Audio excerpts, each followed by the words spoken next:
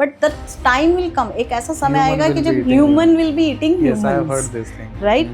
तो यही चीज़ एकदम से फेज हुई थी जब हमारा कोविड का टाइम आया था। जब तक हम अपने आप को बाहर के एनवायरनमेंट में नहीं लेके जाएंगे तब तक खुद को नहीं जान पाएंगे, खुद को नहीं समझ के। आई विल हेल्प 1000 पीपल, 1000 लोगों की मैं मदद करूँ through my book. I want to take it further. अब जो सोचता है मैं डेली कमाता हूँ, बिकॉज हमारी मनी पर्सनैलिटीज होती हैं, different money. One is spender, आज आया मैं आज का ही खर्च कर दूँगा, ठीक है ना। कुछ होते हैं जो मिडिल क्लास, जैसे मैंने बात किया कि जॉब कर रहे हैं, सैलराइड है, और वो सोचते हैं कि आज मेरी मंथली इनकम आ गई, मैं उसके हिसाब से इतना कर रहा हूँ, इतना बच रहा है, तो मैं उसके बाद कुछ सोचूं। मैरिड वुमेन प्रॉपर्टी एक्ट के अंदर अपनी वाइफ और अपने बच्चों को डिवाइड करके दे दूँ, राइट? उसमें दोनों का हक डाल दूँ as a beneficiary. So married women property act एक ट्रस्ट अकाउंट होता है, तो जिसमें आप बेनिफिशियरी मेंशन करते हो, नॉमिनी का कॉन्सेप्ट ही नहीं होता। एंड उसमें बेनिफिशियरी कौन बन सकता है? It can be either way around also. तो सिंगल पेरेंट, चाहे वो लड़की हो, चाहे वो मेल हो, चाहे फीमेल हो, तो डिवोर्सी हो, चाहे विडोअर हो या विडो हो, कोई भी हो, राइट, वो अपने बच्चों को सिक्योर कर सकते हैं। सो जैसा अभी आपने फैसिलिटेटर की बात की मैम, तो एक फैसिलिटेटर और गुड स्पीकर या ट्रेनर जो आपने कहा, तो उसमें क्या मेजर डिफरेंस होता है? सो आपको डिलीवर करना था कि जो मैंने चीज़ें सीखी वो मुझे डिलीवर करना है। So that is the training. Okay, when you will present yourself as a, you will build yourself, आप अपने आप को डेवलप करोगे एज अ ब्रांड, और आपके स्किल्स के अंदर, स्किल्स के साथ साथ में आपकी मेंटरशिप भी है। यानी कि 1 घंटा जब आपके साथ पर्सन आके जुड़ रहा है, तो वो उस 1 घंटे में अपने फिजिक के ऊपर तो काम कर रहा है, बट क्या वो अपने मेंटल पीस पे काम कर पा रहा है, हार्मनी पे काम कर पा रहा है? करेक्ट। सो जो मैं अभी आपको एड ऑन कर रही थी, मैं वहीं से उस एग्जाम्पल को मैं लेके जाऊंगी। सो जैसे कि lack of speech, lack of communication, face नहीं कर पाते, इसको कहते हैं, तो क्योंकि डिफरेंस होता है 2 चीज़ों में, एक होता है इंटेलिजेंट क्वेश्चन और एक होता है इमोशनल क्वेश्चन। सक्सेस, कि आप अपनी लाइफ में सबको सक्सेसफुल बनते हुए देखो और उनको हेल्प करो, सपोर्ट करो सक्सेसफुल होने में, सक्सेसफुल, तब आपका सही में सक्सेसफुल होना होगा। एग्जैक्टली। हेलो एवरीवन, मैं विनीत मिश्रा आप लोगों का स्वागत करता हूं द ग्रोथ हब पॉडकास्ट पर। आज हमारे साथ एक स्पेशल शख्स हैं जिनका 20 साल से भी ज़्यादा का एक्सपीरियंस रहा है बीएफएसआई इंडस्ट्री में। मेंटोरशिप प्रोवाइड करती हैं, वो आपको लीडरशिप प्रोग्राम्स करती हैं, कॉर्पोरेट ट्रेनिंग्स करती हैं, और इनका एमबीए भी फाइनेंस एंड मार्केटिंग में है। तो आइए स्वागत करते हैं निशा जैन जी का। Nisha Jain ji, welcome to the growth hub podcast. Thank you so much Vineet for the warm welcome, इतने अच्छे स्वागत के लिए। एंड एनवायरनमेंट बाहर का गर्म है, लेकिन हम लोग यहाँ पर ठंडे एनवायरनमेंट में बैठे हैं, तो बातें भी थोड़ी ऐसी ही करेंगे कि जिसमें ना कुछ चीज़ें हॉट होंगी, कुछ चीज़ों का कुछ चीज़ें जिसमें हॉट एंड कोल्ड का मिक्सचर हम डाल के एक अच्छा सा चीज़ समझेंगे कि भाई हमारी लाइफ, जो हमारी जर्नी है, जो हमें मिली है, इट्स अ वेरी ब्लेस्ड। मतलब कहते हैं ना कि हर किसी को इतनी जल्दी से ये जन्म नहीं मिलता है, राइट? तो और जब हमको ये मिलता है तो हम लोग सोचते हैं कि भाई 7 जन्म तक हमें ये मिलता रहे। उसके लिए हमें क्या करना है कि उसके लिए जब हम यहाँ पर हैं तो इसको यूटिलाइज अच्छे से कैसे यूटिलाइज करें और अपने आप को हेल्दी रखते हुए, with a smile on our face and with the happiness कैसे जिया जाए के साथ में। तो दिस इज अ टैगलाइन और द पंच लाइन आप बोल सकते हैं कि ये ना, मैंने अपने आप के लिए एक कमिटमेंट अपने आप को दी है। जब से मैंने ये जाना बहुत डीप में, जब समझा, जब हमारा पैंडेमिक का सिचुएशन आया था कोविड के टाइम पे, तब एवरीवन वाज स्ट्रेस्ड। मतलब सभी के माइंड में था कि आगे का क्या होगा। एंड मैं आपको तो मेरे ना लाइफ में, जब मैं स्कूल डेज में थी ना, मैंने एक मूवी देखी थी, the man who saw tomorrow.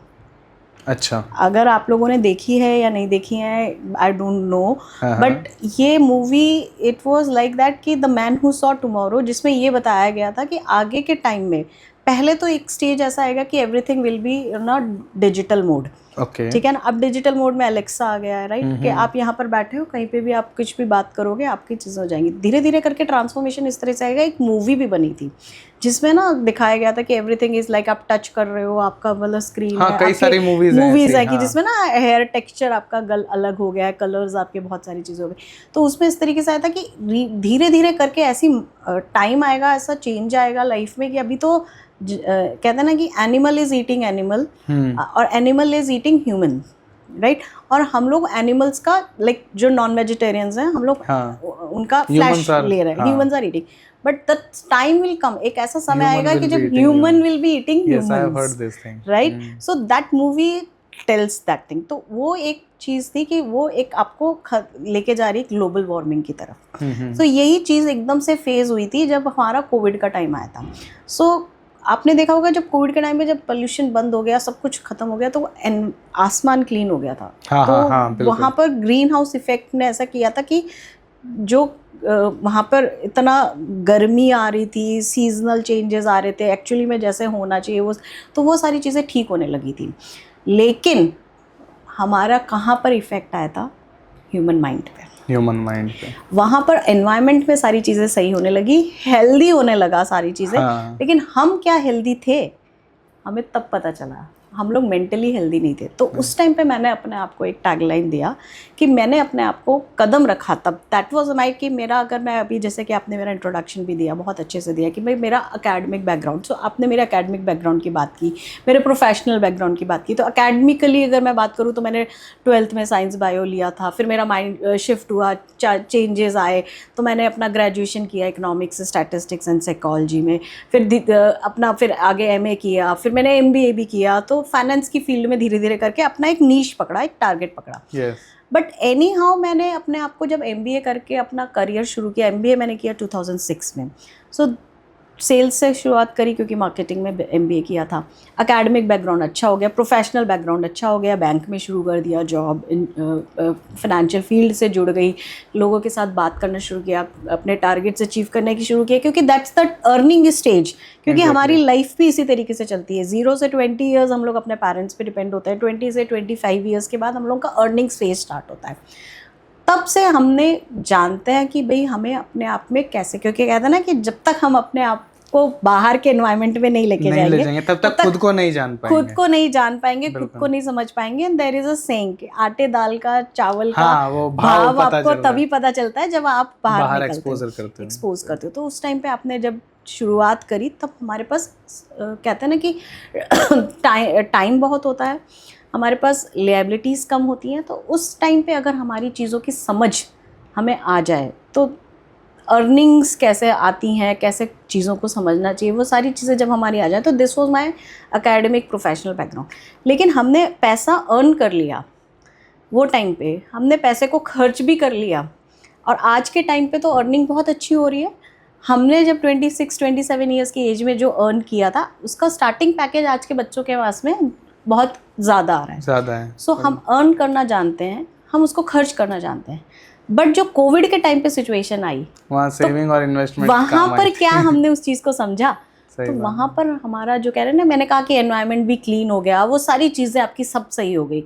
But हमें बाहर तो निकलना पड़ेगा ना, हम उस सेविंग पे कब तक चलेंगे, और कितने लोग रह पाए उस सेविंग पे। और जब वो अपने घर हॉस्पिटल पहुँच गए तो क्या अपने घर वालों से वो बता पाए कि मैंने कहाँ इन्वेस्ट किया हुआ है, क्या आपके पास आगे का प्रोविजन रहेगा, बात नहीं कर पाए। इमोशनली हम लोग का ब्रेकडाउन हुआ वहाँ पे। सो मेरा भी वहाँ पर मेंटरशिप का जो मेरा शुरू से एकेडमिक एंड प्रोफेशनल बैकग्राउंड में हमेशा कहीं ना कहीं से इंटरेस्ट रहा at the back of the mind कि मुझे ना लोगों की मदद करनी है। मेरी इच्छा है कि मैं ना एक डॉटर को या एक लड़की को मैं ऑर्फनेज से लूँ, एक ऑर्फन है वो, उसकी एजुकेशन के ऊपर मैं खर्चा करूँ। बट मैं कर सकती हूँ क्या? आज नहीं कर सकती। क्यों? बहुत मुश्किल है। पहली बात तो मैं अपनी रिस्पॉन्सिबिलिटीज से बाहर नहीं आ पाऊंगी, मेरे अपनी जिम्मेदारियां हैं, अलग जिम्मेदारियां। मेरे पास क्या इतना सेविंग है? दूसरी बात, क्या मैं अगर कर रही हूँ तो क्या मेरे पास लिएबल सोर्स है जहाँ पर मैं दे रही हूँ? सही बात, राइट। तो ये सारी चीज़ों की मदद हम खुद ही कर सकते हैं, राइट। अपनी मदद अगर हम जब तक खुद की मदद खुद नहीं करेंगे तब तक आपका कोई वो नहीं है। तो मैंने एक टैगलाइन लिया कि मैंने देखा कि सोनू सूद निकल के आए वहाँ पर, राइट, लाइक एन अवतार। तो आप देखोगे कि उसने बहुत सारे, उसके पास पैसा था तो उसने काफ़ी सारे लोगों की मदद की, लेकिन कितने टाइम तक, सही बात, कितने टाइम तक वो कर पाया? Now he is not there in the surroundings. सबको आगे का लाइफ तो अपने टाइम निकालना ही रहेगा ना। अब आप क्या करोगे, राइट? सो मैंने एक ऑब्जेक्टिव लिया कि भाई मैंने इतने साल का, मेरा तब तक तो मेरा 10-11 साल का एक्सपीरियंस हो चुका था, मैं लोगों से मिल भी चुकी थी, माइंडसेट पे बात कर चुकी थी, मैंने देखा कि एकदम से all of a sudden change आया। अब वो चेंज क्या आया? हम लोग ऑफलाइन से ऑनलाइन हुए। हाँ, हर चीज़ ऑनलाइन हो गई, स्कूल भी ऑनलाइन हो गया, सब चीज़ें ऑनलाइन हो गई। बच्चों की 10th का क्रिटिकल मोड था, वो भी ऑनलाइन एग्जाम्स ऑनलाइन हुए। 12th का क्रिटिकल मोड था, बहुत अच्छे लोगों ने बहुत अच्छे तैयारियां करी थी, अच्छे परसेंटेज लाएंगे, सारी चीज़ें लाएंगे, डिप्रेशन में चले गए ऑल ऑफ अ सडन। क्यों? क्योंकि उनका कॉम्पिटिटर भी अब बिना पढ़े पास हो गया और उनको जितनी एक्सपेक्टेशन थी उतनी नंबर्स नहीं मिले उनको, राइट? सो ये फेज भी आया। हमने होम मेकर्स का फेज देखा कि ठीक है, कुछ टाइम के लिए सही लगा कि फैमिली बॉन्डिंग हो रही है, सब लोग साथ में रह रहे हैं, लेकिन कितने टाइम तक? सही बात, ग्रॉसरीज चाहिए, इलेक्ट्रिसिटी बिल जाएगा, ये सारी चीज़ें जाएंगी, तो हमारे बिजनेसेस बंद हो गए, एक्सपेंशन चाहिए, बहुत सारी चीज़ें। तो मैंने अपने आप को एक मोटिव दिया कि क्यों ना मैं, this is the time to give back to society. So मेरा एकेडमिक एंड प्रोफेशनल बैकग्राउंड जो है वो शिफ्ट हुआ धीरे धीरे करके, कहाँ पर? ट्रेनिंग्स पर। तो मैंने अपने आप को एक ऑब्जेक्टिव दिया कि आई विल ट्रेन और I will help, rather than training, I will say that I will help people, 1000 people. 1000 लोगों की मैं मदद करूंगी। हर साल मुझे एक नंबर तो देना पड़ेगा ना अपनी लाइफ को, एक स्पेसिफिक। सही बात। 1000 लोगों की मदद करूंगी, जो चाहे प्रोफेशनली उनको मदद चाहिए हो, पर्सनली उनको मदद चाहिए हो, चाहे वो स्टूडेंट हो, होम मेकर्स हो, सैलराइड हो, बिजनेस क्लास हो, एवरीवन। तो सबको उस चीज़ की ज़रूरत है, बट एक स्टेटमेंट है उसके साथ में, विदाउट एनी एंजाइटी, स्ट्रेस और depression. Can it be possible? I know it's a very difficult task, लेकिन आप और मैं और हम सब लोग मिलकर अगर इसको लेके जाएंगे, तो मैंने एक छोटा सा प्रयास किया है, छोटी सी एक किताब लिखी है, 186 पेजेस की है, and that I have tried to inculcate उसी एज ग्रुप से। अच्छा। 14-15 साल के बच्चे से लेकर 80-85 ईयर्स तक में हर एक तरीके के लोग। Life skills on money, protection and peace. Okay, life skills on money, protection and peace. Yes, everything, all these 3 things. ये एक कारवा है जो मैं लेके जाना चाहती हूँ, सबके पास लेके जाना चाहती हूँ, जिसमें उनको एक फाइनेंशियल स्टेबिलिटी मिलेगी, उनको एक फ्रीडम मिलेगा, उनको एक पीस ऑफ माइंड मिलेगा। अब वो कैसे कर सकते हैं? We will be speaking on this podcast, और आप मेरी ये बुक को भी जब आप लेंगे ना, जब ये बुक सबके पास पहुंचेगी, मतलब मेरा ऐसा है कि हर घर ये बुक पहुंचनी चाहिए, तो घर घर जब ये बुक पहुंचेगी, जब ये रखी हुई होगी बुक, तो सबको समझ आएगा कि असलियत में क्या है, असली क्या चीज़ है, कहाँ से खेल शुरू होता है और किस तरीके से इस गेम को हमें खेलना चाहिए। Exactly, actually it's like that only. Life is a game, life is a game, right? तो इस लाइफ को हम लोग ब्यूटीफुली कैसे with happiness, with a smile on our face हम लेकर जाए, तो this is the journey of my academic and professional background, and जिसमें मैं अभी अपने ट्रेनिंग्स के थ्रू जिसको मैं लेके जाना चाहती हूँ, and through my book I want to take it further. Great. So ma'am, जैसे कि आपने बताया कि आप माइंड पे भी काम करती हैं, आप न्यूरो लिंग्विस्टिक प्रैक्टिशनर भी NLP, और आज हम लोग BFSI के बारे में बात करने हैं, banking, financial services and insurance, right? So जब हम पैसे की बात और माइंड की बात करते हैं, मेरे क्वेश्चंस हैं कुछ आपसे, और मैं आपसे पूछूंगा, इन सब से ही रिलेटेड बातें होने वाली है हमारी, ठीक है? कि कैसे पीस, हार्मोनी मेंटेन करते हुए आप पैसे को भी आप कमा सकते हैं, ऐसा ना हो कि कमाने में रह जाएं और हमारे मेंटल पीस खत्म हो जाए, right? So there will be some questions I will be asking to you, okay? So ma'am, मेरा पहला क्वेश्चन है कि हम लोग बहुत देखते हैं कि लोग सक्सेसफुल बन गए, बहुत पैसा कमा लिया, कमा भी रहे, मेहनत कर भी रहे, जब बात आती है इंटरनल कामनेस, पीस, तो कहीं ना कहीं वो इमोशनली डैमेज्ड है, इमोशनली एग्जॉस्टेड है। तो आपको ऐसा क्या लगता है कि क्या ऐसी मिस्टेक है जो कर रहे हैं वो लोग कि बाहर से तो सक्सेसफुल दिख रहे हैं लेकिन अंदर से खाली होते जा रहे हैं? Correct. So very well question asked, और इसका आंसर ना बहुत एक छोटे से एग्जाम्पल से दूंगी जो हमारे रियल लाइफ में हम लोग देखते हैं। पैसा हम कमाते हैं, ठीक है? सो पैसा हमने कमा लिया, हम पैसा कमाने में लगे रहते हैं। मैं सोचती हूँ कि यार मैं बहुत बड़ा एम्पायर आज खड़ा कर दूँ, ठीक है, अपने मेरे बच्चों के लिए, अपने आगे की जनरेशन के लिए मैं एक लीगेसी क्रिएट कर दूँ। सो हम लोग बात करते हैं कि हम लीगेसी क्रिएट करें। सैलराइड इसलिए परेशान रहता है कि डिफरेंट डिफरेंट मनी पर्सनालिटीज होती है कि वो कॉर्पोरेट में लेटर पे जा पा रहा है नहीं जा वो अपने आप को एक सैलराइड का कैसा रहता है कि भाई उसकी एक जिम्मेदारियां होती हैं, उसकी वो जिम्मेदारियां अपने इनकम से पूरा करता है और उसके बाद उसके पास कुछ बचता है तो वो सोचता है कि चलो मैं उसमें से कुछ बताऊं। तो वो अपना एम्पायर तो नहीं खड़ा कर पाता, बट ये एक सोचता है कि भाई मैं चलो अपने लिए इतनी सेविंग कर लूँ। तो जो हमने बागबान मूवी में देखा था, एक सैलराइड बंदा होता है, अपनी सेविंग्स इकट्ठी करता है, अपना रिटायरमेंट का कॉर्पस इकट्ठा करता है और वो ये सोचता है कि भाई मेरे पास अभी जो पैसा है मैं उससे अपने बच्चों की मदद कर दूं। तो वो पूरा अपने बच्चों की मदद कर देता है और वो खाली हो जाए राइट। जब उसको पैसे की जरूरत आती है, क्योंकि लाइफ है ना हमारी, ये लाइफ का हमें आधार कार्ड पे हमें डेट ऑफ बर्थ पता है, बट हमें डेट ऑफ एंड नहीं पता। ये लाइफ की जर्नी हमारी कहाँ तक जाएगी वो नहीं पता। उसमें बहुत सारे जो इफ्स हैं राइट। तो उसमें एक इफ्स तो है, हमारा इनकम फ्लो आ रहा है, आउटफ्लो भी हो रहा है, ठीक है ना। हमारे पास बहुत सारी लिएबिलिटीज़ हैं। सो आप उसको लाइफ को 2-3 तरीके से ले सकते हो राइट। लिएबिलिटीज़ हैं, आपकी इनकम है, फिर आप उसको फाइनेंशियली आप स्टेबल हो कि नहीं हो, और आपके एक्सपेंसेस कितने हैं, आपके एजुकेशनल रिस्पॉन्सिबिलिटीज़ कितनी है, क्योंकि आपके बच्चे आपके ऊपर डिपेंडेंट है। या फिर आप उसको इस तरीके से ले सकते हो कि आपकी लिविंग एक्सपेंसेस जो आपके बढ़ने वाले हैं आफ्टर 60 ईयर्स, जब आपकी इनकम खत्म हो जाएगी, या फिर end of life, that is also आपको नहीं पता। आजकल तो 30-32 ईयर्स तो क्या छोड़ के जा रहे हैं, so there has to be a mindset, आपको शिफ्ट लेना पड़ेगा। फिक्स्ड माइंडसेट क्या कहता है कि भाई मैं तो सैलराइड हूँ, तो मैं अपने EPF GPF से अपने बच्चों को भी हेल्प कर दूंगा और अपना रिटायरमेंट भी निकाल लूंगा। So there is a mistake, there is a myth. फिर ये तो हो गई हमारी सैलराइड की। अब जिसके पास तो है ही नहीं पैसा, अब जो सोचता है मैं डेली कमाता हूँ, बिकॉज हमारी मनी पर्सनालिटीज़ होती हैं different money. One is spender, आज आया मैं आज का ही खर्च कर दूंगा, ठीक है ना। कुछ होते हैं जो मिडिल क्लास, जैसे मैंने बात किया कि जॉब कर रहे हैं, सैलराइड है, और वो सोचते हैं कि आज मेरी मंथली इनकम आ गई, मैं उसके हिसाब से इतना कर रहा हूँ, इतना बच रहा है, तो मैं उसके बाद कुछ सोचूं। Then the third category comes, जो कि हमारी होती है poor, middle class and then rich में भी richer one. So they create an empire. तो अब मैं एक और एग्जाम्पल यहाँ पर ले लूँगी। कौन है? रेमंड का ओनर कौन था? नाम याद नहीं, विजय पथ सिंघानिया राइट। उसने बड़ा सारा एम्पायर अपना खड़ा किया, 1200 करोड़ का उसने एम्पायर खड़ा कर दिया। उसने ये सोचा कि चलो my son is going to take care of me, मेरा बच्चा मेरी हेल्प करेगा। और सबका यही मिथ होता है कि भाई रिटायरमेंट के बाद मैं अपने विश्वास होता है कि भाई 0 से 20 साल तक मैंने अपने बच्चे को करा है, टेक केयर किया है, देखा है, करा है। 20-30 साल उसको मैंने उसको अभी अपना भी जर्नी शुरू किया, अपना अर्निंग शुरू किया, उसने भी अपना अर्निंग शुरू किया। तो मैंने अब उसके साथ में, अब मैंने 60 साल तक मैंने उसकी टेक केयर की है, तो आफ्टर 60 ईयर्स वो मेरी टेक केयर करेगा।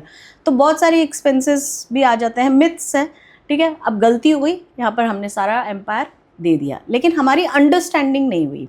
आपने दिया, अच्छी बात है, आप दे देते, लेकिन आप कुछ लॉज लगा के देते, आप कुछ क्लॉज लगा के देते। तो गलती क्या हुई?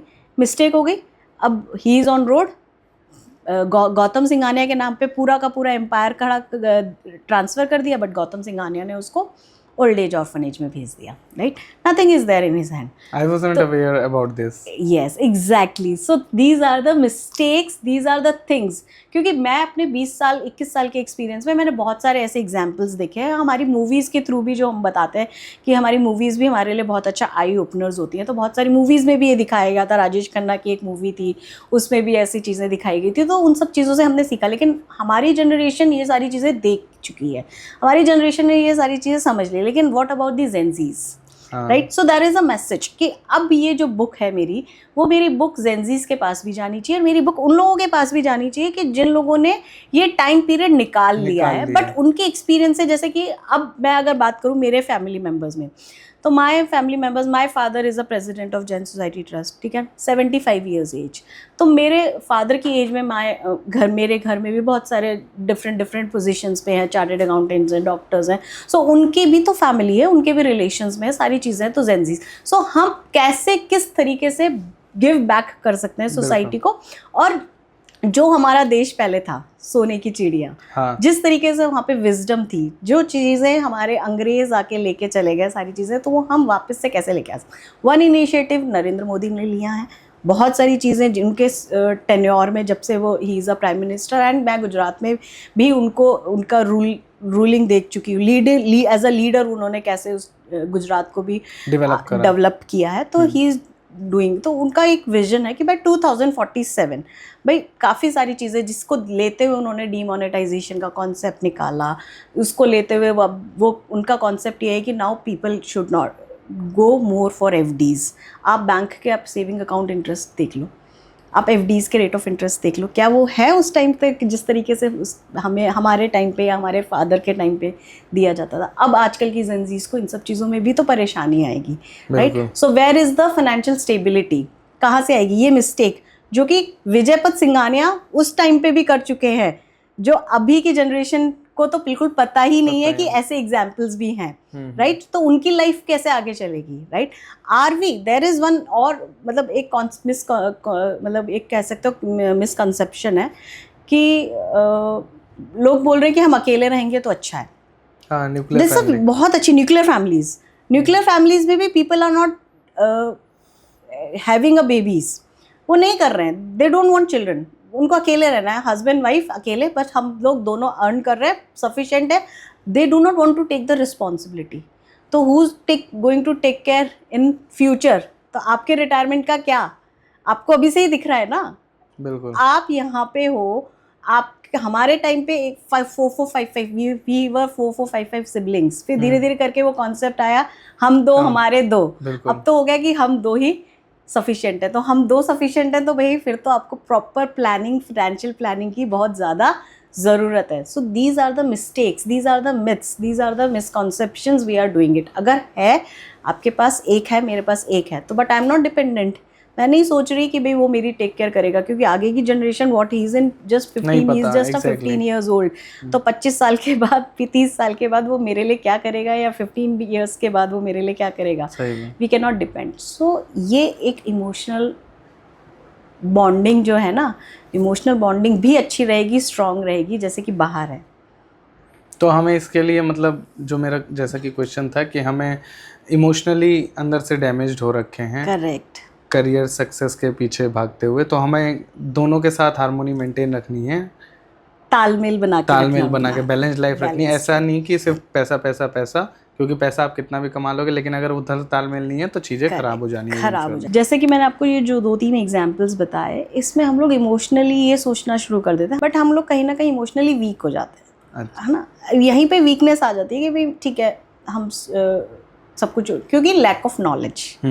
अब बहुत सारे ऐसे सेक्शंस हैं, बहुत सारी ऐसी चीज़ें हैं जो हमें पता होनी चाहिए related to nomination, beneficiaries and will, ठीक है ना? तो वो चीज़ों को कैसे आप अपने लीगेसी में लेके जा सकते हैं। तो अभी तो ऐसा होता है, नॉमिनेशन की बात होती है, ये लो पापा का नाम लिख दिया, मम्मी का नाम लिख दिया, अगर मैरिड हैं तो वाइफ का नाम लिख दिया, तो इसमें क्या हमें कंसिडरेशन करनी चाहिए? इसमें कंसिडरेशन ये होनी चाहिए कि देखिए आपने तो अभी बोला कि लिख देते हैं, हाँ, काफ़ी जगह तो लिखे भी नहीं जाते, ठीक है, नॉमिनेशन खाली रह जाते हैं। तो पहली बात तो कि आपको नॉमिनेशन डालना चाहिए, चाहे वो बैंक में अकाउंट हो, चाहे एफडी हो, चाहे इंश्योरेंस हो, कुछ भी हो। तो चाहे बैंक में अकाउंट हो तो भी, एफडीज करा रहे हो आप तो भी, इंश्योरेंस कर रहे हो तो भी, आप सेविंग्स में जैसे लेके आप इन्वेस्टमेंट म्यूचुअल फंड्स में डाल रहे हो, पोस्ट में डाल रहे हो, इक्विटी में डाल रहे हो, कहीं पे भी जहाँ पर नॉमिनेशन की रिक्वायरमेंट आ रही है, you should write the name पहले तो। Then there is a difference between nomination and beneficiary, ठीक है? तो वो कॉन्सेप्ट आपको समझना ज़रूरी है। क्या होता है बेनिफिशियरी, क्या होता है? जैसे कि नॉमिनेशन क्या होता है कि नॉमिनेशन मैंने डाल दिया किसी के भी नाम पे, ठीक है, बट वो एग्जैक्टली मतलब वो अथॉरिटी नहीं होती है पर्सन जिसको वो पैसा मिलना चाहिए। अच्छा। उसको कोई भी चैलेंज कर सकता है। करेक्ट। तो जैसे कि जब हम लोग बैचलर होते हैं तो हमने डाल दिया अपने अनमैरिड ब्रदर का नाम डाल दिया, पेरेंट्स का डाल दिया, कहीं पे भी कुछ का भी डाल दिया, फिर हमने उसको चेंज ही नहीं किया, ठीक है ना? फैमिली है, मदर फादर है, ब्रदर की बाद में खुद की लाइफ स्टार्ट हो गई, लेकिन हमने नॉमिनी चेंज नहीं किया। All of a sudden you get married, अब आप उस टाइम पे आपके वाइफ को पैसे मिलना चाहिए, बट वाइफ का नाम ही नहीं है वहाँ पे, राइट? और अगर वाइफ का नाम भी है तो वो तो एज अ नॉमिनी है, ठीक है ना?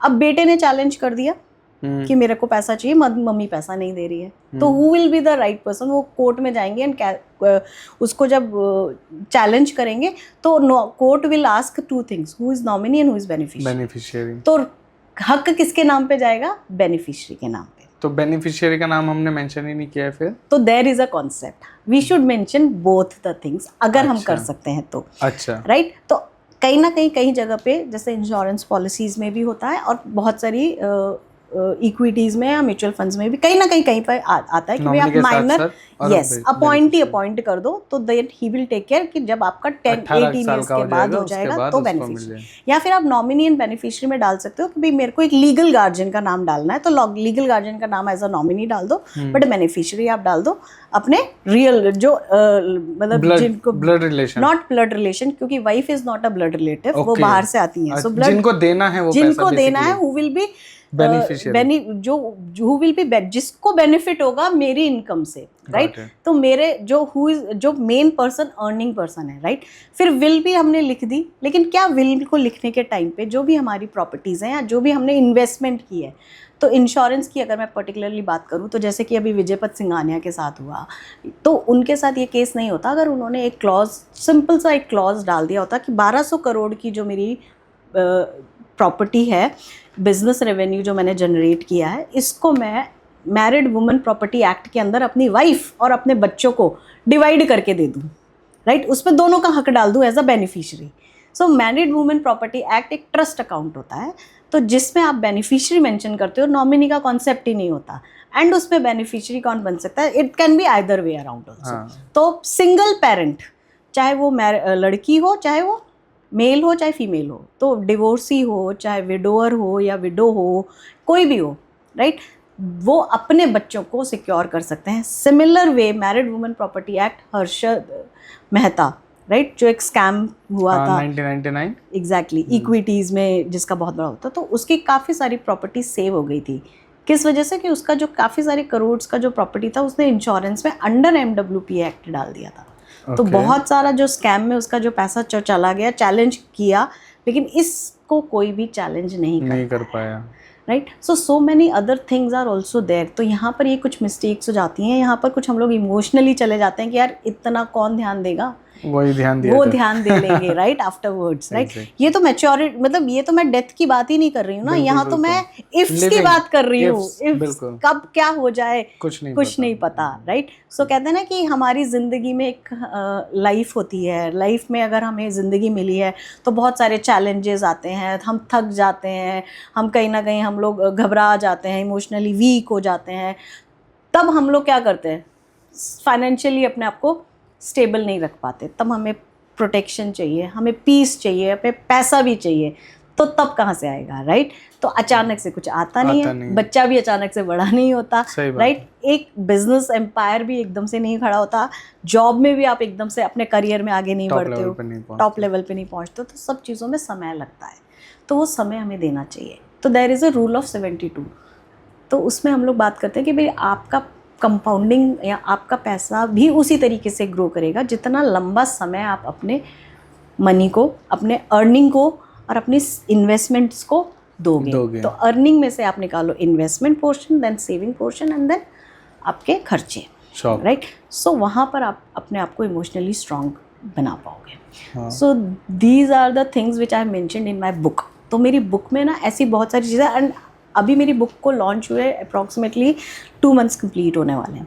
एंड एक एग्जांपल मैं आपको दूंगी कि मेरे एक अंकल हैं, तो रिसेंटली ना मेरे अंकल ने ना वो रिटायर हुए हैं MNIT से, और उन्होंने मेरी बुक पढ़ी, और उनके दोनों बच्चे सेटल्ड हैं, one is in US and one is in Bangalore. तो एक लड़की एक लड़का है, दोनों सेटल्ड हैं, दोनों को कोई ज़रूरत नहीं है।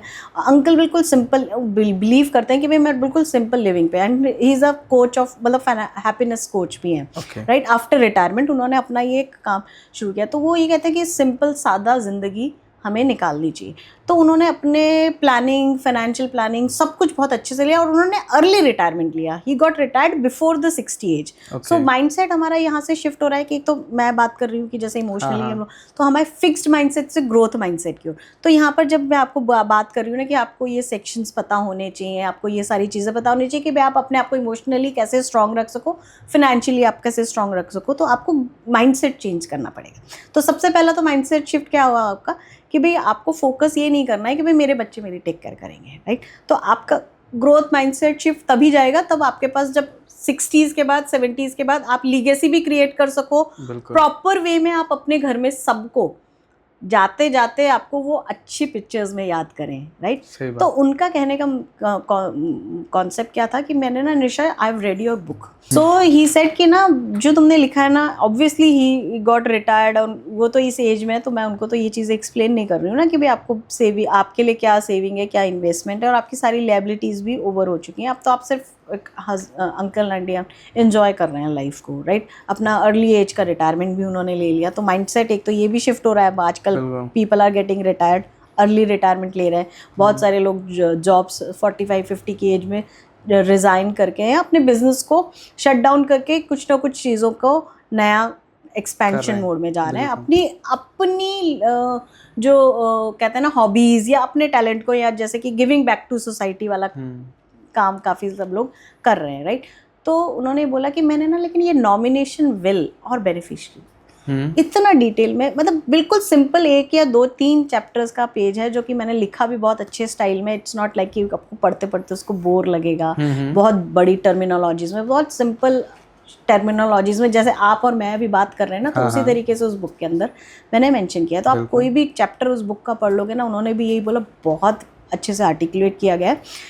It is giving a reading habit, inculcate कर रही है सबके अंदर में, और लिखी भी उसी पर्पस से है। नहीं, अच्छा, इसी बुक्स हम लिखते हैं इसीलिए। अभी मैंने भी फिलहाल में अपनी बुक लिखी है जिसका नाम है बिकमिंग अनरिकॉग्नाइजेबल। उसमें भी यही है कि कैसे अपनी पर्सनालिटी को ट्रांसफॉर्म करके, अपने माइंडसेट को ट्रांसफॉर्म करके हम लोग अपनी लाइफ को ट्रांसफॉर्म कर सकते हैं, basically, right? Quality of life improve कर सकते हैं।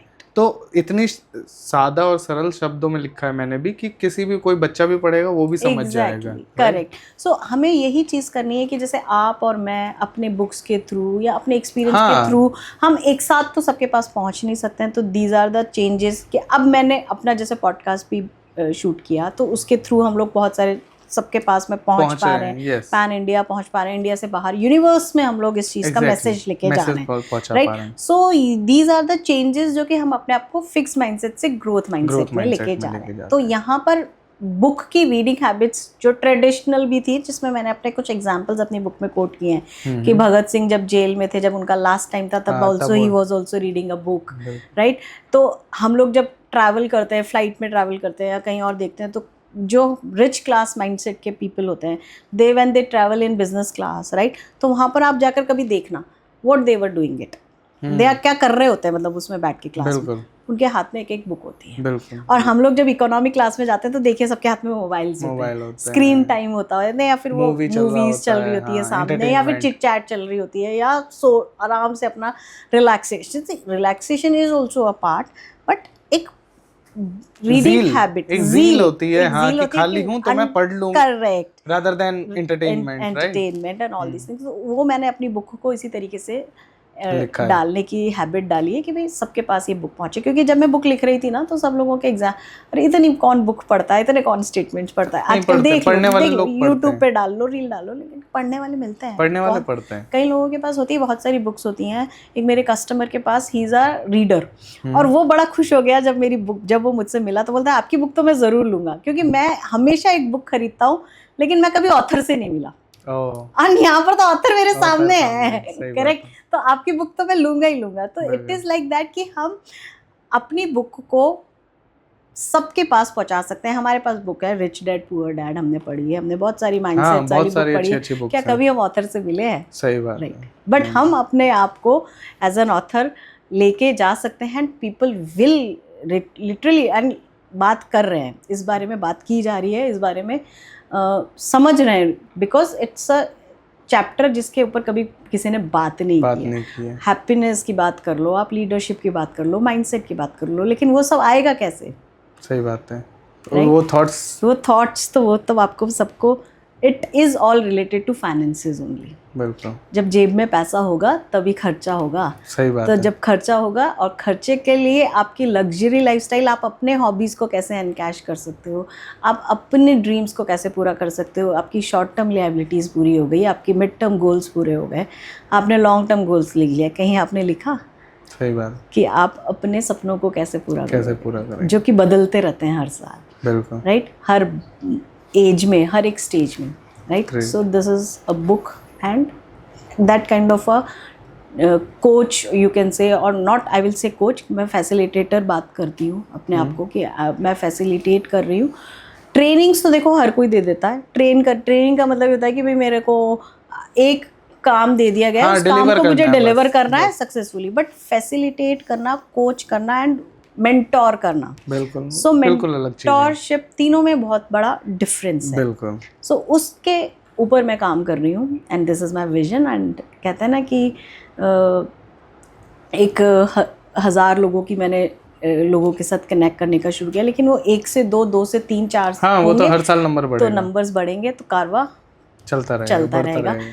सो जैसा अभी आपने फैसिलिटेटर की बात की मैम, तो एक फैसिलिटेटर और गुड स्पीकर या ट्रेनर जो आपने कहा, तो उसमें क्या मेजर डिफरेंस होता है?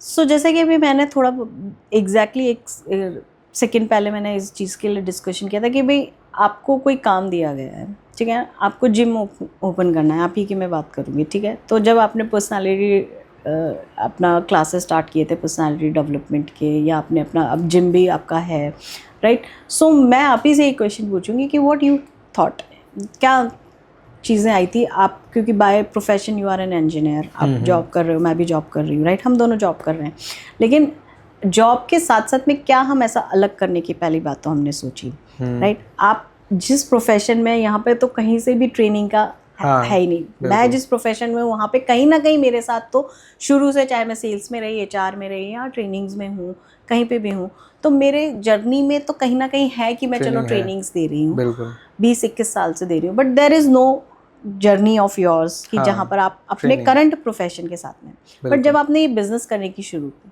सोचा, तो आपके माइंड में भी कुछ आया होगा, एक थॉट था बस कि इम्पैक्ट क्रिएट करना है, लोगों की मदद करनी है। करेक्ट, इम्पैक्ट करनी है, क्रिएट करना है, मदद करनी है, लेकिन आपको उसके ऊपर काम करना पड़ा। You took the training for yourself, ठीक है, आपने लर्न किया, सीखा, सो आपको डिलीवर करना था कि जो मैंने चीज़ें सीखी वो मुझे डिलीवर करना है, so that is the training, okay, ठीक है।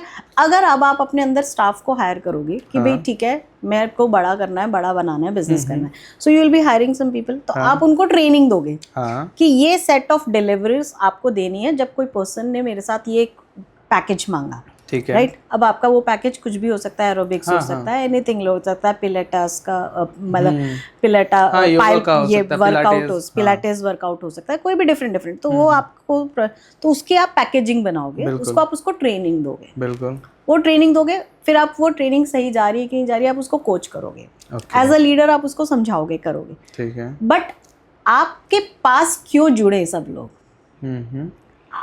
बहुत सारे जिम हैं, हाँ, कंपटीशन है, you are not the monopoly, right. जो चीज़ें आप सिखा रहे हो, मैंने ये चीज़ें कोविड के टाइम पे अपने आप खुद ही नहीं, with the YouTube, sorry D2H में फिटनेस चैनल आता था, जिसमें हॉलीवुड्स, बॉलीवुड्स, उन सेलिब्रिटीज़ को जब जो लोग ट्रेन करते हैं उनके थ्रू मैंने सीखा। उस टाइम पे मैंने योगा का सर्टिफिकेशन भी लिया, so that time I started my certifications apart from my MBA। तो मैंने अपने ऊपर काम करना शुरू किया, अपग्रेड करना शुरू किया, ठीक है। तो मैंने सोचा यार कि वो टाइम ऐसा है जब मैंने देखा कि सब लोगों को हेल्दी रहना है, हैप्पी रहना है, स्ट्रेस है, बहुत सारी चीज़ें हैं। मैंने कहा अभी मुझे घर से काम करना है। अब मैं घर से अगर काम कर रही हूँ तो मैं घर पे रह के कुछ वर्कआउट नहीं हो रहा है, मैं मेंटली भी परेशान हो रही हूँ। मैंने वो चैनल को शुरू कर लिया, देखना शुरू कर दिया। उसको देखते देखते मैंने काफ़ी सारे वर्कआउट्स सीख लिए। तो जो आप ट्रेन कर रहे हो, आप जिसके लिए आप पैसे दे के कर रहे थे, वो मैंने फ्री में ही सीख लिया। जो लोग हॉलीवुड एंड बॉलीवुड, तो कुछ अलग तो आप कर नहीं रहे हो, नया तो आप कर नहीं रहे हो, बट आपके साथ क्यों जुड़ेगा कोई? When you will present yourself as a, you will build yourself, आप अपने आप को डेवलप करोगे एज अ ब्रांड, और आपके स्किल्स के अंदर, स्किल्स के साथ साथ में आपकी मेंटोरशिप भी होगी। यानी कि 1 घंटा जब आपके साथ पर्सन आके जुड़ रहा है, तो वो उस 1 घंटे में अपने फिजिक के ऊपर तो काम कर रहा है, बट क्या वो अपने मेंटल पीस पे काम कर पा रहा है, हार्मनी पे काम कर पा रहा है? तो आप क्या उसके साथ एडिशनल पैकेजेस दे पा रहे हो, उसके ऊपर अलग काम कर पा रहे हो, पर्सनली मेंटोरशिप प्रोवाइड कर पा रहे हैं, नहीं कर पा रहे? तो एक बच्चे को भी आपने देखा होगा ना कि सोशल पीयर भी होता है और एक पर्सनल पीयर भी होता है और एक पेरेंट्स का भी होता है। हाँ। तो आपका पर्सनालिटी डेवलपमेंट, देखो अंदर से इच्छा नहीं होगी तो आप किसी को कुछ नहीं कर सकते। बिल्कुल बिल्कुल राइट। आपको आप पैसा कमा रहे हो, आप बहुत कुछ चीज़ें कर रहे हो, आप बहुत सारी चीज़ें कर रहे हो, पूरा मैंने आपको बता दिया, बुक में भी मैंने बता दिया, सब कुछ समझा दिया कि ये स्टेजेस हैं, आपको SIP करनी चाहिए, आपको इक्विटी में डालना चाहिए, आपको रिटायरमेंट प्लानिंग करनी चाहिए, आपको प्रोटेक्शन आपका Day 1 से होना चाहिए, जब से आपकी स्टार्टिंग हुई है अर्निंग। लेकिन मैं तो 56 भोग की थाली लगा के दे सकती हूँ ना, कॉर और तो टेस्ट तो आपको खुद ही करना पड़ेगा, ठीक है। सो वो उसी तरीके से होता है। एवरी पर्सन आपके साथ ही क्यों जुड़ा रहा है और वो आगे ना जाए, तो यू आर अ पैकेज। तो वो हमारी facilitation skills rather than I will skill से कि फैसिलिटेशन स्किल के अलावा आगे अब ये मेंटोरशिप, भाई ये मेरा रोल मॉडल है, इसको कुछ मेरे पास कुछ भी परेशानी होगी, I will speak to him और हर, कहीं ना कहीं ये मुझे ऐसे चीज़ें समझाएगा या बताएगा कि जिससे मेरा एक टाइम अच्छा निकलेगा। आई विल लर्न समथिंग और मैं पीस ऑफ माइंड से घर जाके सो पाऊंगा। ग्रेट। तो जैसा मैम आप कम्युनिकेशन की भी बात करती हैं, कम्युनिकेशन ट्रेनर भी हैं आप, अभी हमने बात करी फैसिलिटेशन की, तो आप वो भी फैसिलिटेट करती हैं, राइट। तो कोई व्यक्ति जो बहुत ही अंडर कॉन्फिडेंट है, उसे लगता है कि मैं नहीं बोल पाता, मैं पब्लिक में नहीं बोल पाता, मेरे को इंग्लिश नहीं आती है, तो वो इंग्लिश भी कैसे इंप्रूव कर सकता है अपनी, और अपनी बात कैसे रख सकता है, एक अच्छा कम्युनिकेटर कैसे बन सकता है? करेक्ट। सो जो मैं अभी आपको ऐड ऑन कर रही थी, मैं वहीं से उस एग्जाम्पल को मैं लेके जाऊंगी। सो जैसे कि lack of speech, lack of communication, face नहीं कर पाते, इसको कहते हैं ना कि फियर, राइट। सो बहुत सारी ऐसी चीज़ें हैं जो मैं अपने सेशंस में भी बात करती हूँ, या फिर मैं पर्सनली भी एडवाइस करती हूँ सबको कि आपको अगर फिक्स्ड माइंडसेट से ग्रोथ माइंडसेट में जाना है, तो पहली बात तो आपको कंफर्ट जोन से बाहर आना पड़ेगा, ठीक है। कंफर्ट जोन के साथ साथ में आपको अपने आप को इस तरीके से मोटिवेट करना है, तो क्योंकि डिफरेंस होता है दो चीज़ों में, एक होता है इंटेलिजेंट क्वेश्चन और एक होता है emotional question, right. So intelligent question तो क्या कहता है कि भाई मेरे पास डिग्रीज हैं, मेरे पास सब कुछ है, हाँ। मैंने उस चीज़ को पढ़ लिया है, मेरा IQ है, मैं समझ लेता हूँ, मैं फटाफट मेरे सामने कोई भी चीज़ आएगी, I will give the answer, that is my IQ grasp. अब आपने बोला कि मेरे को कम्युनिकेशन में प्रॉब्लम है, मैं इंग्लिश फ्लुएंट नहीं बोल पाता हूँ, मैं किसी के सामने अपने आप को अच्छे से प्रेजेंट नहीं कर सकता, तो there is a factor of fear. कई बार हम लोग होप खो देते हैं, राइट।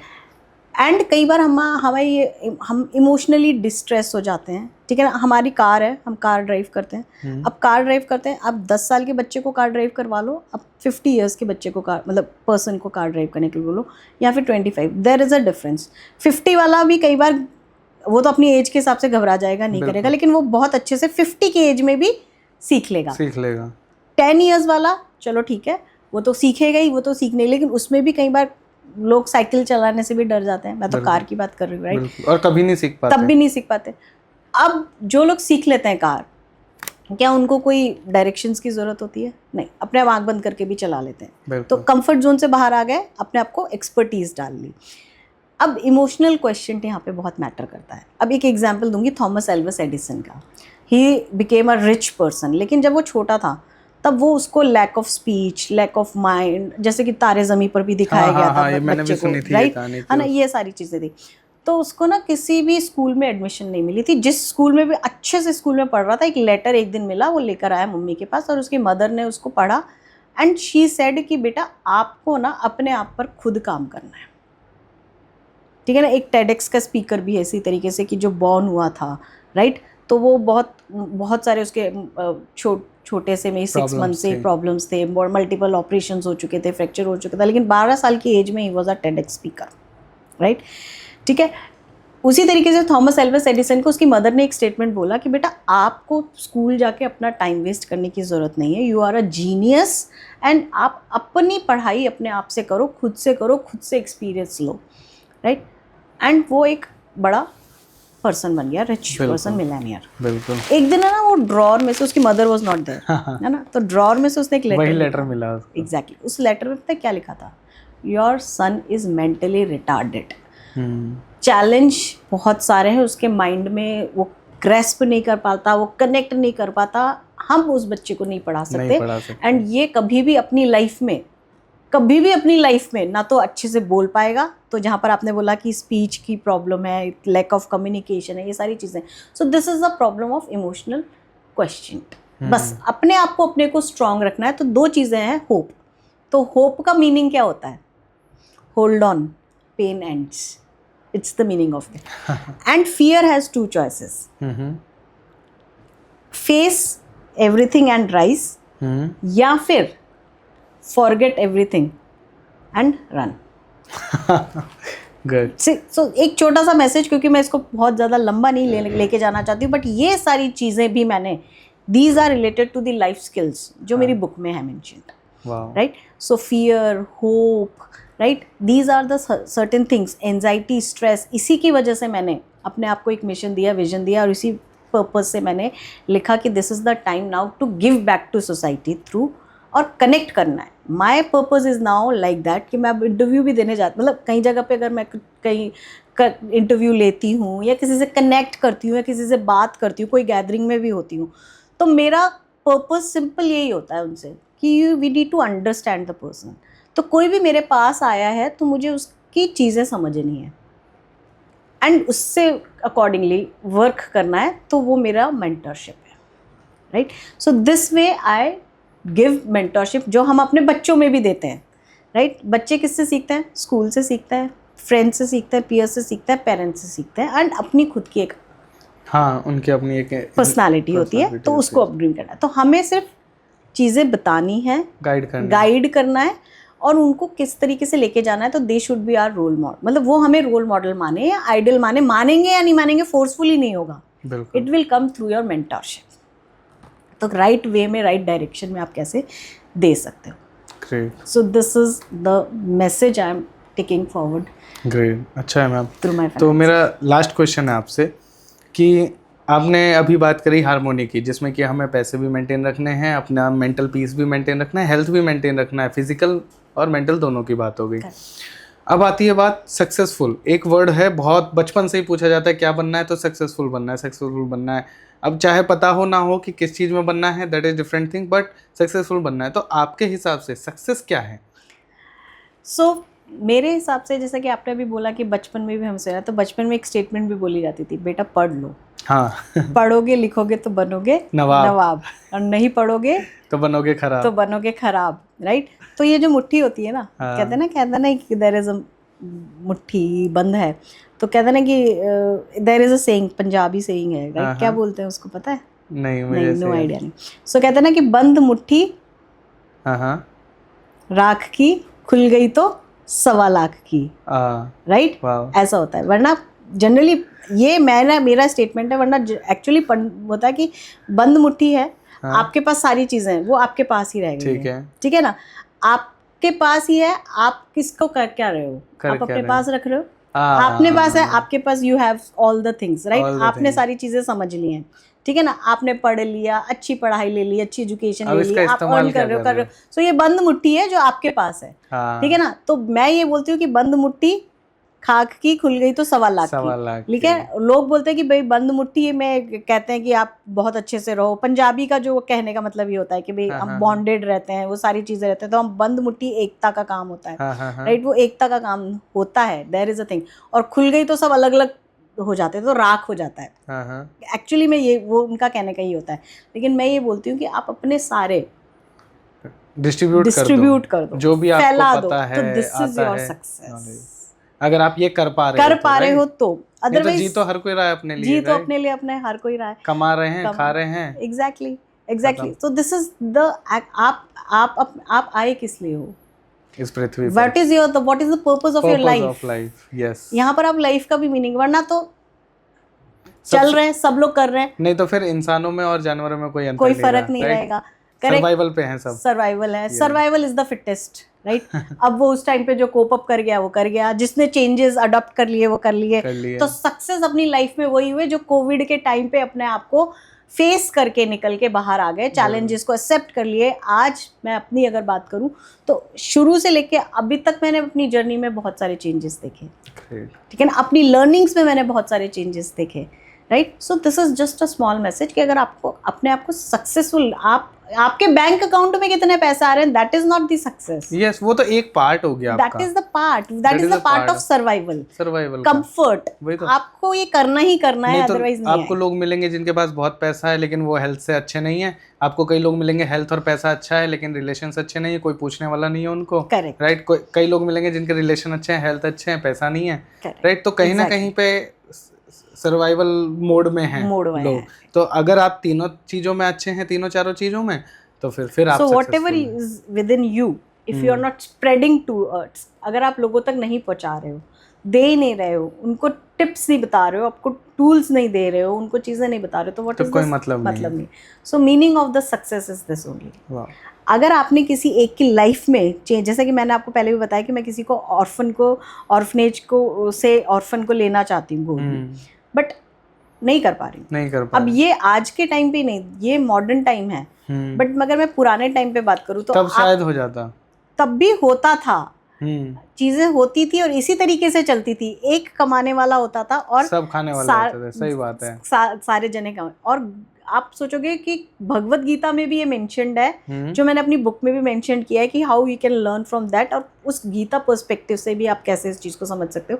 और आपने एक देखा होगा कृष्णा की जर्नी, बहुत फेमस है, सब जगह पे सुनते हैं. तो गोकुल धाम वासियों को बचाने के लिए उसने गोवर्धन पर्वत उठाया था. क्यों उठाया था? उसने इसलिए उठाया था क्योंकि जब वो कह रहा था कि पूरा गांव तहस नहस हो जाएगा, सब कुछ हो जाएगा, तो किसी को स्टैंड लेना तो था. किसी को तो स्टैंड लेना पड़ेगा कि पूरे लाइफ को कैसे बचाया जाए. पर्पस क्या था? लाइफ को बचाना. तो उसने गोवर्धन पर्वत उठा लिया. अब गांव तहस नहस हो गया, आपका सबके बिजनेस तहस नहस हो गए, सबका, लेकिन लोग बच गए, लाइफ बच गई. तो लाइफ है तो हेल्थ है, लाइफ है तो हेल्थ है, लाइफ है तो वेल्थ है. बिल्कुल. राइट. सो सिर्फ इनकम इज नॉट वेल्थ, जिसमें मैंने अपनी बुक में बार बार किया है, अच्छा, बात की है इसका. तो इनकम है तो वेल्थ नहीं है, आपकी लाइफ है वो भी हेल्दी है तो आप वेल्दी हो. तो दिस इज द सक्सेस कि आप अपनी लाइफ में सबको सक्सेसफुल बनते हुए देखो और उनको हेल्प करो, सपोर्ट करो सक्सेसफुल होने में. सक्सेसफुल तब आपका सही में सक्सेसफुल होना होगा. Exactly. Wow, that's beautiful ma'am, that's very beautiful. तो अब मैं रैपिड राउंड पूछने वाला हूँ. करेक्ट. कोई ऐसी एक टिप जो हमारी यंग जनरेशन को आप देना चाहें? एग्जैक्टली. सो मैं अपनी यंग जनरेशन को यही बताऊंगी कि बहुत सारी चीज़ें, जैसे आपसे भी जब अभी मुझे डिस्कशन हुआ तो काफ़ी चीज़ें हैं, जो काफ़ी सारे एग्जाम्पल्स हैं, जो पुरानी ओल्ड स्टोरीज हैं, एक्सपीरियंस है, वो किसी को नहीं पता. राइट. सो आपको अपने आप को अपग्रेड करते रहना चाहिए. ठीक है ना. Age is just a number, not only for the Gen Zs, क्योंकि ये मैसेज सभी के पास जाएगा, तो मैं सिर्फ और जेनजीज के लिए बात नहीं कर रही हूँ. अगर जो अलग अलग एज ग्रुप्स के हैं, मिलेनियल्स के हैं, जेनजीज में है, जेन वाइज में है, जेड में है, 60s 80s में है, but somehow they are not healthy, they are emotionally weak, और strong भी है, financially strong भी हैं, सारी चीज़ें हैं. अपग्रेड करते रहना. आपको अपग्रेड तो करना ही रहेगा. तो मैं भी अपनी जर्नी में, जैसे कि मैंने एकेडमिक क्वालिफिकेशंस में भी अपने चेंजेस किए as per the requirement of the market, 2006 exactly, as per the interest. और अपने नीश को आपको समझना है. टारगेट सेगमेंट्स तो हमारे सभी लोग हैं, जिससे भी आप इंटरेक्ट कर रहे हो, दैट इज द पर्सन. ठीक है ना. सबको ज़रूरत है. मनी पर्सनालिटीज़ हैं, सबकी अलग अलग हैं. इवन रिक्शा ड्राइवर को भी हर चीज़ की ज़रूरत है, इमोशनल सपोर्ट की भी ज़रूरत है. ठीक है ना. तो age is just a number, how you take it. Boman Irani ने अपना करियर 45 के बाद शुरू किया था. ठीक है ना. बहुत सारे लोग हकलाते थे, जैसे कि हमने लैक ऑफ स्पीच और इन सब की चीज़ों की बात की, but they are good orators, speakers. Correct. So secret movie है, सीक्रेट बुक है, मूवी के फॉर्म में, द सीक्रेट. तो उसमें भी ये बताया कि लॉ ऑफ मोटिवेशन कैसे काम करता है, लॉ ऑफ यूनिवर्स को आप कैसे अट्रैक्ट करते हो, कैसे आप बोलते हो. तो age is just a number. आप अपग्रेड करो अपने आप को. मैंने MBA 2006 में किया था, उसके बाद मैंने बहुत सारे सर्टिफिकेशंस कर लिए, HR के सर्टिफिकेशंस कर लिए, ट्रेनिंग्स के कर लिए. अभी recently I am doing a certification course from IIMS Indore, just to keep myself. अब मेरा MBA तो पुराना हो गया. अब मैं MBA तो जस्ट अभी IIM से क्या चल रहा है आपका? मेरा IIM से चल रहा है certification course for chief operating officer, तो जिसमें हम लोग आर्टिफिशियल इंटेलिजेंस की बात कर रहे हैं, जिसमें हम लोग सिग्मा की बात कर रहे हैं, मार्केटिंग के भी आप कैसे आप उसको आगे लेके जा सकते हो एज एन ऑपरेशनल टूल भी, मतलब क्योंकि प्रोसेस तो देखो सभी जगह पे रहेगा। एज अ ट्रेनर भी अगर मैं हूँ, एज अ फैसिलिटेटर भी हूँ, तो आपके भी अगर आपका बिजनेस है, आपका कोई भी चीज़ है, तो क्या आपके बिजनेस में ऑपरेशनल का पार्ट नहीं आता है क्या? आप उसमें भी एफिशिएंसी देखोगे एफिशिएंसी है कि नहीं है, प्रॉपर मैनेजमेंट है कि नहीं है, प्रोसेस हो रहा है, मार्केटिंग हो नहीं रहा है, सेल्स हो रहा है, correct. So all these things are now correlated. तो अपने मेरा छोटा सा ही जस्ट मैसेज है कि आप अपने बिजनेस में जिसमें भी हो, आपका जो भी एक्टिव सोर्स ऑफ इनकम है, उसमें आप कितना और एड ऑन कर सकते हो to become a successful. Upgrade करते रहो, क्योंकि you have to become a successful. आपको सक्सेसफुल जर्नी जीनी है जब तक आप हो, ताकि आप खाली हाथ आए थे खाली हाथ ही जाओगे, बट एक ही चीज छोड़ के जाओगे, दैट इज कि जब वो था तब कैसा था और मेरे लिए क्या बदलाव लाके गया। तो मिसिंग पीस उस टाइम पे आपको उसका रहना चाहिए, यार अब वो चला गया लेकिन मेरे को कुछ दे के गया। So this is a short message I would like to say. दूसरा क्वेश्चन है मैम मेरा, एक फाइनेंशियल प्लानिंग होती है, जैसा कि आपका BFSI पूरा आपका रह चुका है बैकग्राउंड, तो कोई व्यक्ति है जो अभी कमाना शुरू कर रहा है या कमा भी रहे हैं कुछ टाइम से, या जो स्टूडेंट्स हैं जो जोड़ रहे हैं पैसे, what is financial planning according to you? Yes, so बहुत अच्छा क्वेश्चन है और मैं इसका सबसे मतलब शॉर्ट में 1 मिनट के अंदर मैं इसका आंसर देना चाहूँगी कि एक फाइनेंशियल पिरामिड होता है हमारा, ठीक है। अब हम लोग एक गाड़ी खरीदते हैं, ठीक है, सब लोग 40 लाख की, 50 लाख की, 20 लाख की, 10 लाख की, 5 लाख की गाड़ी खरीदते हैं, बट ऑन रोड लाते ही पहले उसका इंश्योरेंस कराते हैं। हाँ, क्यों कराते हैं? जैसे कि कुछ भी डैमेज हो तो रिकवर हो जाए। तो उसकी हम लोग प्लानिंग कर लेते हैं कि भाई हमारा जो फाइनेंशियल प्लानिंग है वो गड़बड़ नहीं होना चाहिए, ठीक है ना। तो हमारे एक प्लानिंग होती है कि भाई मेरे पास हर महीने मेरे अकाउंट में इतना पैसा आ रहा है, चाहे बिजनेसमैन हो चाहे सैलराइड हो, जो जिसने अभी कॉलेज में भी शुरुआत किया है, हॉस्टल में रहने लगा है, अपने पेरेंट्स से अलग रह रहा है, या फिर मेरे 14 ईयर्स 15 ईयर्स का है लेकिन उसको एक पॉकेट मनी मिल गई है, गुल्लक पे वो पैसा डाल रहा है, तो उसको भी अंडरस्टैंडिंग होनी चाहिए इस चीज़ की कि भाई जब मेरे को पैसों की ज़रूरत होगी तब मैं वो पैसा कैसे ले सकता हूँ, कहाँ से यूटिलाइज करूँगा, कैसे यूटिलाइज करूँगा। तो एक सेफ्टी, तो जनरल इंश्योरेंस से हम लोग सेफ्टी करा लेते हैं, हेल्थ इंश्योरेंस हम लोग करा लेते हैं कि भाई, क्योंकि आप हॉस्पिटल में जाइए, रेट कार्ड देखिए, ICU के चार्जेस देखिए, रूम चार्जेस देखिए, आप बहुत सारी चीज़ें ऐसी हैं कि एक बार सिर्फ जैसे हम रेस्टोरेंट का मेन्यू कार्ड देखते हैं ना, हम हॉस्पिटल का देखिए, पता चल जाता है, ठीक है ना, आपकी सारी सेविंग्स खत्म हो जाएंगी, आपका सारी चीज़ें खत्म होगा। हमारे पास हेल्थ इंश्योरेंस, सो GI हो गया, हेल्थ इंश्योरेंस हो गया, लेकिन क्या हमने हमारी ह्यूमन लाइफ वैल्यू को कभी समझा? जो हम अर्न करके अपनी फैमिली के पास लेके जा रहे हैं, जो हमारे धीरे धीरे हमारे लिए ज़रूरत बनते जाते हैं, जो हमारे पास धीरे धीरे अगर इंडिपेंडेंट भी हैं, बट दोनों की एक म्यूचुअल अंडरस्टैंडिंग रहती है, दोनों का एक चीज़ें रहता है, तो जिससे हम अपना लाइफस्टाइल अच्छे से जी सकें। तो देयर आर स्टेजेस। तो हम लोग क्या करते हैं, हम लोग क्या ट्रेंड है, हम लोग पहले गोल्ड खरीद लेते हैं, प्रॉपर्टी बना लेते हैं, इक्विटीज़ में डाल लेते हैं, शेयर्स में डाल लेते हैं, क्योंकि उस टाइम हमारी रिस्क एप्टीटाइट बहुत अच्छी होती है। लेकिन हम लोग एक बेस भूल जाते हैं। अब वो बेस हमारा तब तक ही हमारे पास काम करता है जब तक हम इनकम घर पे लेके जा रहे हैं। जिस दिन वो इनकम स्टॉप हो जाए, then think what will happen. Grocery bill, electricity bill, सारी चीजें इनकम पे ही बेस्ड है। आप जब तक हो तब तक आप जानते हो कि you are earning for the food, income and shelter, even insurance, health insurance. तो आपकी इनकम का कम से कम 20 टाइम्स और आपकी इनकम का मैक्सिमम 40 टाइम्स। ये मैं हमेशा सिंपल रूल बताती हूँ, इंश्योरेंस होना चाहिए, प्रोटेक्शन आपका होना चाहिए, ये आपका बेसिक में होना चाहिए। उसके ऊपर आप टॉप ऑफ द पिरामिड आप बनाते जाओ। आप उसको हम उल्टा करते हैं तो जो नीचे से होता है तो वो कभी खड़ा नहीं रहेगा, बिल्कुल वो हमेशा गड़बड़ हो जाएगा। बेस स्ट्रॉन्ग करना है बेस। तो हमारा प्रोक्रेस्टिनेशन मोड में हम लोग ना रहें। So that is one last message कि you should avoid the procrastination. छोटी छोटी चीज़ें होती हैं कि जो आपको करनी नहीं चाहिए। जैसे कि अभी मैं बताऊंगी कि एक्शन टेकर्स। मैंने ये बुक लिखने में, एवरीवन इज सरप्राइज्ड, ये बुक मैंने 1.5 महीने में लिखी। जिस दिन मैंने सोचा कि यार अब मुझे दिमाग में आ गया कि ये मेरी चीज़ें हैं, ये मुझे समझ में आ गई हैं, एंड मैंने अपनी रातें ख़राब करी, मैंने अपना दिन रात सब कुछ उस बुक में लगा दिया एंड राइटिंग इट। 1.5 महीने में लिख के ख़त्म किया, 1.5 महीने में उसको पब्लिशिंग में एंड ऑल सबके पास पहुँचाने में उसको लगा दिया। तो 3 मंथ्स में मेरी बुक वॉज लाइफ। तो my just a short message कि आप स्टार्ट अर्ली एंड जितना ज़्यादा आप अपने आप पे काम कर सकते हैं, आई एम नॉट सेइंग कि आप 4 बजे उठ जाओ, 5 बजे उठ जाओ, जैसे कि आपके एक 5 AM क्लब है, राइट? सो धीरे धीरे करके people will come and join you, right? तो आप उठो, आप 6:30 7 o'clock स्टार्ट थिंकिंग फ्रेश, ठीक है ना? इसी वजह से हम लोग 5 AM क्लब या 6 AM क्लब जो मैं चलाता हूँ, तो वो इसीलिए चलाता हूँ जिससे कि सुबह जब आदमी उठता है ना तो उनका एक फ्रेश माइंड होता है। ब्रह्म मुहूर्त में उठते हैं, 4:30 पौने 5 बजे उठते हैं, 5 बजे सेशन लेते हैं। उसके बाद जो दिन के 18 घंटे बाकी उनके पास होते हैं, वो बहुत ही अच्छे से मेहनत करते हैं, काम करते हैं, एनर्जेटिक रहते हैं, लाइट रहते हैं माइंड से, और रात को बहुत ही अच्छी नींद आती है। सो अगर आपको रात को पीस ऑफ माइंड से सोना है तो दिन भर का आपका एक्शन होने चाहिए। एक्शन आपने लिया है उसको आप रिव्यू करो। सिमिलर वे आपने डेली बेसिस पे आप अपने एक्शंस को रिव्यू करोगे तो आप अपनी फाइनेंसेस को भी रिव्यू करो, अपने बजट्स को भी रिव्यू करो, राइट?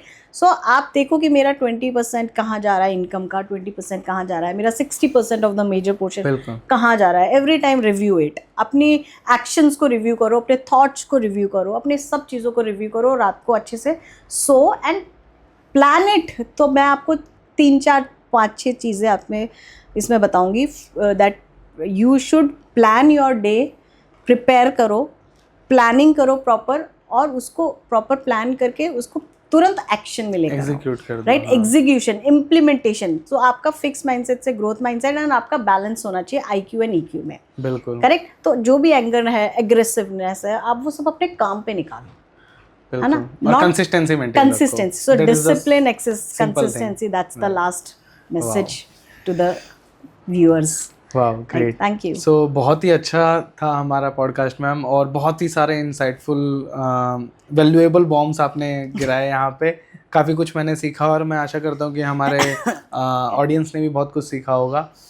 और इस चैनल को सब्सक्राइब कर लीजिए, वीडियो को लाइक कर दीजिए अगर कुछ भी आपको किसी भी तरह का एक नया पर्सपेक्टिव मिला है। मैम ने बहुत सारी चीज़ें शेयर करी थी, और डेफिनेटली ये चीज़ें आपके काम आने वाली है लाइफ में। मैं सारी जो भी मैम ने शेयर करा, मैं सारी वैल्यूज़ को पर्सनली इम्प्लीमेंट करता हूँ अपनी लाइफ में ऑलरेडी, और इसी वजह से मैं भी आगे बढ़ रहा हूँ, और हमारा चैनल भी आगे बढ़ रहा है, सब लोग आगे बढ़ रहे हैं। जो भी मैं लीडर्स माइंडसेट देखता हूँ वो सेम यही चीज़ें बातें करते हैं, राइट? अगर हमें फिक्स्ड माइंडसेट से ग्रोथ माइंडसेट में जाना है तो ये एक्शंस लेने पड़ेंगे जो भी मैम ने सजेस्ट करें। Thank you so much ma'am हमारे पॉडकास्ट पे आने के लिए। Thank you so much. और मैं आशा करता हूँ कि जो आपकी बुक है वो बहुत ही ज़्यादा फेमस हो और लोगों को ज़्यादा से ज़्यादा लोगों को हेल्प कर पाए। Correct. So my book is available on Amazon, Flipkart. बिल्कुल, सभी से मैं लिंक उस बुक का और मैम की डिटेल्स डिस्क्रिप्शन में डाल दूंगा। प्लीज़ जाइए, चेकआउट करिए, बुक पढ़िए और जानिए, सीखिए। अगर कुछ चीज़ आपको हेल्पफुल लगती है और मदद करती है आगे लाइफ में तो प्लीज़ मेंशन करिए कमेंट करके कि हाँ ये चीज़ें फ़ायदेमंद हुई। Thank you so much. Thank you ma'am.